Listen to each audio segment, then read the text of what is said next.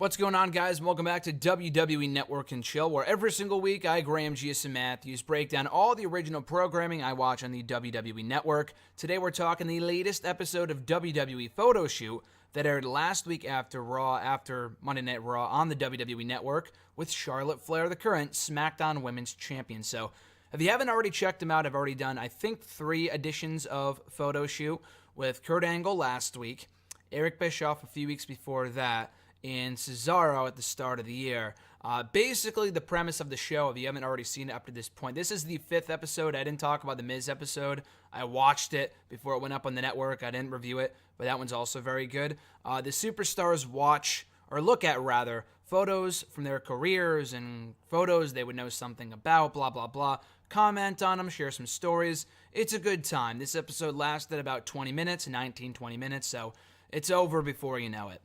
The first photo that Charlotte looks at is her first photo shoot from NXT. She admits that she didn't know how to pose and that she's still tormented, in her words, to this day about the thoughts from fans that she got on that photo shoot on Twitter, which those Twitter trolls, they will never be kind to you no matter how good that photo shoot or whatever it might be is. Nonetheless, the next photo that she looks at here is of her debut match in NXT, where she beat Bayley and Ric Flair. Her father was by her side celebrating afterward.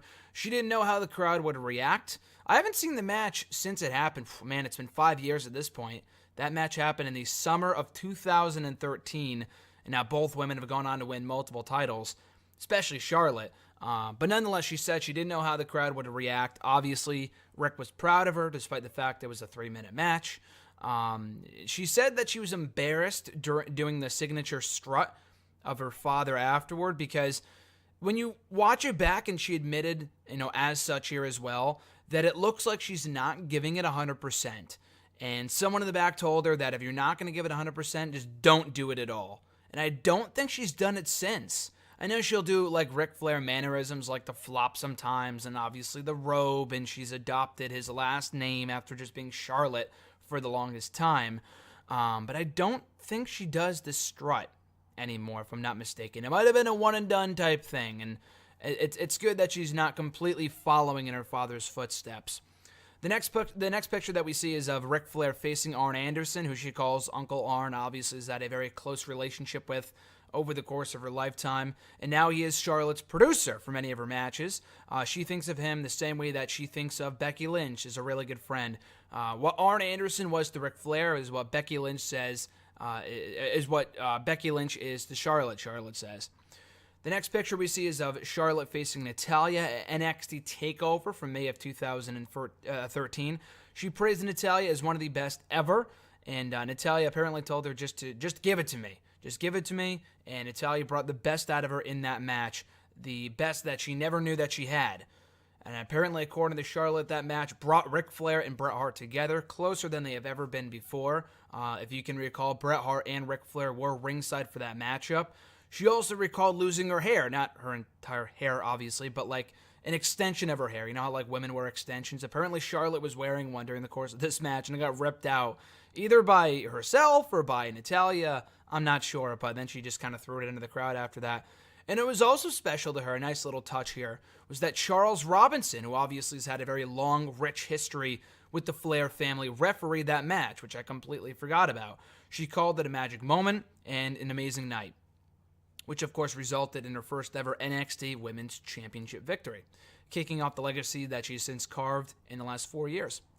The next picture that we see is of Ric Flair stripping in the ring, that classic gif where he's like taking off all of his clothes and he's elbowing his clothes in the middle of the ring. Yeah, she sees that picture. She laughs, and then she says, that's pretty much normal for my father. She remembers that thinking her dad was the coolest growing up, and seeing those type of photos makes her think of the angles that he had done with her brother, David, over the course of their time in WCW, and she forgot about those moments until she saw that picture. The next picture that we see is of the 4 horsewomen after Bayley and Banks at NXT TakeOver Brooklyn 1. And she said seeing that story play out for Bayley and Becky and Banks and working hard in NXT, it was super special to her, and it was a moment that will never be forgotten. I was in the building that night at the Barclays Center for that amazing match and the post-match moment. It was pretty unbelievable. It really was like the equivalent to what the curtain call was for Shawn Michaels, Triple H, Scott Hall, and Kevin Nash back in 1996. So seeing it play out again almost 20 years later was pretty amazing. The next picture we see is of Charlotte beating Nikki Bella for her first ever Divas Championship and Night of Champions back in 2015. She remembers seeing Nikki Bella come out for the match and just looking at Nikki and seeing a superstar, because she knew Nikki Bella looked like a star, she came across like a star, and no matter what you think of Nikki Bella, she is absolutely right. Nikki Bella does scream superstar. And Charlotte said that winning the Divas Championship on that night was something that she wanted to grow into, and that it was a special night for her. Because when she first won the belt, it was a very good match, one of Nikki Bella's better matches, in my opinion. And it was a good match, and, you know, she was over to an extent because she was Ric Flair's daughter, but she really wasn't getting over as a babyface. It really wasn't until she went heel later on in the year, and especially at the onset of 2016, that Charlotte really came into her own as a single superstar. After that, we see a picture of her and Rick, after the aforementioned Divas Championship victory at Night of Champions 2015, hugging and crying, and she said that she hated the gear that she wore that night, which I think was pink, if my memory serves me correctly here. And she thinks that seeing that picture of her and Rick celebrating that victory made her think of her brother who passed away in 2013, the fact that she's doing it for him. We see a picture of her on the cover of Muscle and Fitness Hers, that magazine, from I think right after her Divas Championship victory. It was always a goal of hers to land the cover of a magazine like that, and it was right after she won the Divas title, so that was super cool for her. We see the release of her book. I think it was called Second Nature. Her and Ric Flair co-wrote a book late last year. She had to do a lot of journaling for it. It was an arduous process, but it paid off big time. She said it was super cool to have that opportunity to reflect on her childhood and her college career and her college days and stuff like that.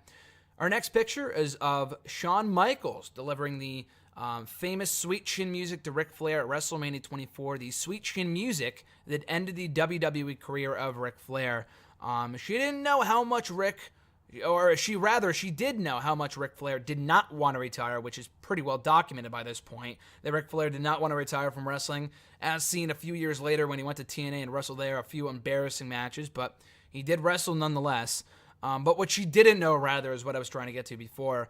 What she didn't know is how much he meant to the industry until that night. I mean, obviously, she was involved in wrestling, and she saw her father's career grow from WCW to WWE. But it wasn't until he retired on that night that she truly realized how much he had meant to the wrestling business. Apparently, she was in attendance for the first ever Lita and Trish main event on Raw for the Women's Championship back in 2005, I believe it was, or 2004, I think it was. I'm not sure, one of those two, 04, 05. It was in Charlotte, North Carolina. You could see Charlotte in the crowd in the picture. That was the next picture that we see here. She didn't know at that time what kind of moment that would be for the women, and really she would go on to follow in their path in that same building, which I had no idea about, which is pretty cool. That same building 10 years later, or a little over 10 years later, a dozen years later, whatever, with Sasha Banks, when Sasha beat her in that Falls Count Anywhere match for the Raw Women's Championship, which was a tremendous match. We see a picture of her WrestleMania 33 entrance. She told a quick story about how she started to spin. Then she saw the fireworks for herself, and she kind of got, entrenched in the moment. She kind of got lost in the moment, and she put her arms down, and she realized, oh shit, I'm doing my entrance, and then she put her arms back up, which is pretty funny. And the reason that she kind of got lost in the moment was realizing, hey, my fireworks were bigger than my father's at WrestleMania 24 in the same building, which was pretty funny. We get a picture of the Hell in a Cell poster from 2016 of her and Sasha Banks at the forefront. That poster is apparently framed in Charlotte's apartment, according to her here. She said no other woman. She wishes that she would have been in the ring with no other woman but Sasha Banks on that night. No other woman that she would have rather main evented with at Hell in a Cell. And that Sasha really brought the best out of her in their great series of matches in 2016. The next picture we see is of her with Dana Brooke. The first thing Charlotte says, which is really telling to me, is that she misses being a bad guy. I think we can all say the same for Charlotte. And she's not a bad babyface, but a lot like in 2015, she is way more comfortable in the heel role. But she says that Dana added so much to her character. She got to bully her around along with her father, and she loved being the bad guy. So hopefully it's not too long before she goes back to being that heel, because she excelled in that role, in my opinion. The next picture we see is of Dusty Rhodes, who Charlotte called the heart of NXT, how he touched so many lives. He believed in the talent that weren't going to make it in the eyes of many officials. He saw something special in each of them. He believed in the 4 horsewomen. She called him a very special man, and that she wishes that he could see where the 4 horsewomen are today on the main roster and the women they have become, the competitors they have become, the success they've had, so on and so forth. Up next is a shot of the Iron Man match that Charlotte had with Sasha Banks back at Roadblock End of the Line 2016, which was a great match, by the way, a 30-minute time limit.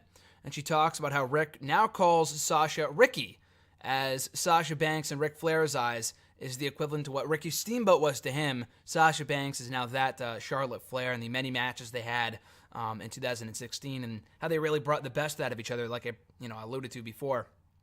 She says that she wish she knew what she does now back then, because she has grown so much as a performer in that time. And since that happened, it was only really over a year ago, only a little over a year ago. She says they will face off again, and they created something special on that night. Well, I have no doubt they will meet up again. They've had many, many, many matches, and the Superstar Shakeup was the best thing to happen to either of them, because now we get kind of the same matches on Raw with the women, and especially more so on SmackDown now. But at least it has given us a break from the feud between Sasha and Charlotte for the meantime. Nonetheless, the next picture that we see is of the WrestleMania 32 Stadium. What was it called? The Cowboy Stadium. Not Gillette Stadium. What is it? AT&T Stadium in Arlington, Texas. She thought that the fans photoshopped the women on the forefront of that picture of the WrestleMania 32 competitors on the front of the stadium. No, but that was real. She could not believe it, and she said that they stole the show that night, and she is absolutely correct in saying that. I mean, of course she's going to say that because she was involved in the match, but as a fan, I can tell you with full honesty that the women absolutely stole the show that night. WrestleMania 32 was not a good show, but that triple threat was outstanding between Becky Lynch, Charlotte Flair, and Sasha Banks. That was awesome. Speaking of WrestleMania 32, the next shot that we see is of her WrestleMania 32 attire. She admits that pieces of the robe that Ric Flair wore at WrestleMania 24 went into her robe for WrestleMania 32. Also at WrestleMania 32, she got to do a moonsault on top of Sasha and Becky to the outside. Something I never knew that she admitted here was that she wanted to do that spot, wanted to do that moonsault in NXT, but she was told it was too dangerous. And she's glad in retrospect they told her that it was too dangerous and to not do it, because it meant more when she did it at WrestleMania, and it made for a great moment as it did here. We get a picture of the Women's Royal Rumble match announcement on Raw in late 2017. She said that she is super proud for the women's evolution. It would not have happened if it wasn't for the fans clamoring for more women's wrestling, and she can't wait to see what the future holds. The final shot that we see here is of Charlotte, a great picture of Charlotte holding every championship she's ever held in WWE up to this point. It was a shot of her holding the Raw Women's Championship on one shoulder, the SmackDown Women's Championship on the other shoulder, as well as the Divas title on a pedestal, and the NXT Women's Championship on a pedestal as well. She says that she's only done all of it because of the women that she's worked with over the years, from Natalya to Sasha Banks to Becky Lynch and everyone else, and how the women have delivered in each opportunity they've been given, from the Royal Rumble to Money in the Bank to this and to that, knocking out of the park every single time, including Hell in a Cell, which she was a part of, Iron Man, and so on and so forth, and that she would not have had those titles if it wasn't because of the women that she came up with from NXT, including Bayley and Banks and Becky. It's always not enough for the women, though. They want to continue to strive. They're happy for their success, but they want to keep making history and doing this, doing that, and obviously she name drops here, wanting to main event WrestleMania, which in my opinion will happen someday. I'm not sure if Charlotte will be a part of that match. In my opinion, I think it should be Asuka and Ronda Rousey as the main event for WrestleMania 35, but that's just me. But anyway, she says, she also admits on a funny side note here, she says the new NXT Women's Championship belt that debuted, I think back at TakeOver Orlando, when I was there actually, last April, is a cool looking title, but the vintage NXT Women's title is still the best, according to Charlotte. So that is Charlotte Flair installment of WWE Photo Shoot. Again, like I said, runs about 19 minutes, but the 19 minutes fly by. It's very entertaining. Got to know some side stories that I've never known before, and it's right up there with the other episodes from Kurt Angle, The Miz, Cesaro, and Eric Bischoff is some really, really good stuff. So definitely check it out on the WWE Network. Aired on February 16th, 2018, after Monday Night Raw. It's under the original section there. I will review whatever airs after Raw tonight as of this recording, and it will go up next week right here on WWE Network and Chill. But in the meantime, though, you guys can like this video, drop a comment down below with your thoughts on the episode or my review, and share the video, as well as subscribe to the channel for more daily content. And with all that being said, guys, have an awesome rest of your week. I'm Graham G.S. Matthews, and I'll catch your ass down the road.